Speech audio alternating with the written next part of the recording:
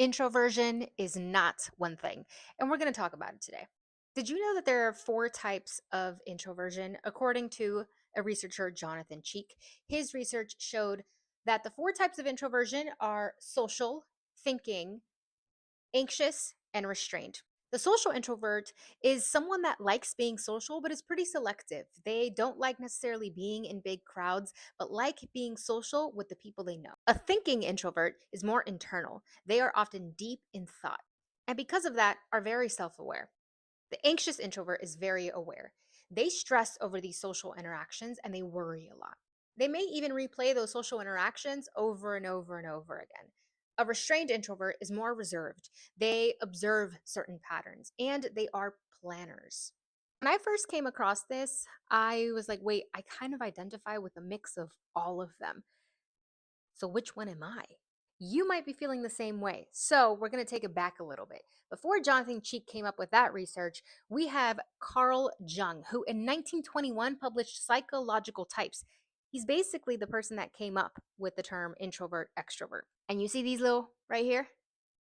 It's actually because he got in a fight with one of his long term friends, Freud, who you might know, may have heard of. So that fight led him to ask himself this question: how can two people look at the same set of facts and come up with completely different conclusions? Carl Jung says that it's because some of us are introverts and some of us are extroverts. Now, he also suggests that we all have introverted natures and characteristics in us, and we all have extroverted characteristics in us. If these four types of public speaking didn't really sit well with you or you didn't resonate with them, I offer you a different four to take a look at. If we take concepts of what Carl Jung said, his philosophies and research actually indicate that there are these four types of introverts: the sensors, intuitives, the feelers, and the thinkers. That already alone, I feel more connected to. What do you feel? And all of these concepts here are really about how you process information. For sensors, their observations start in that alone time. They're very meticulous and detail oriented, and they notice patterns and predict. They also tend to be the rule followers. Y'all like to put and keep things in order. The intuitives, they see life as one big puzzle that needs to be solved. And usually, the kind of information and knowledge that they gather, they take that and compare it to what they consider to be their worldview, o sea, their hunch. They have a hunch about the world. The knowledge that they gather is to ensure that their hunch is real, is valid. They usually are planners, really long term type of planners. Our feelers are highly creative. They reflect on experiences to uncover the deeper meaning and use that to create a personal moral code. They experience things very deeply and they feel for others. They're often very aligned with social justice issues. And lastly, we have what we're calling our thinkers. These are the kind of introverts that believe life is objective and that the information that we get needs to be an accurate reflection of the world.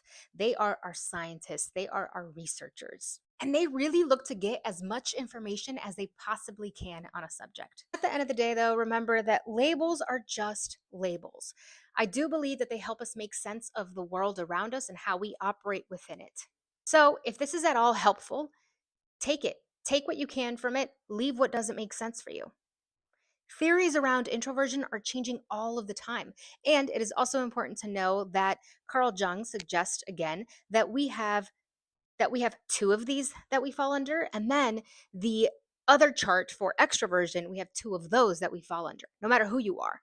Now I'd love to ask you what you think we should talk about next. You can let me know by voting in the comments. A, how introversion is influenced by culture. B, an introvert's ultimate advantage, observation. And C, how we started to favor extroverted traits, specifically in the US. Here are my sources. Thank you so much for following along this series. I'm really excited to explore introversion with you. Make sure to follow and vote on what you want our next video and deep dive to be on.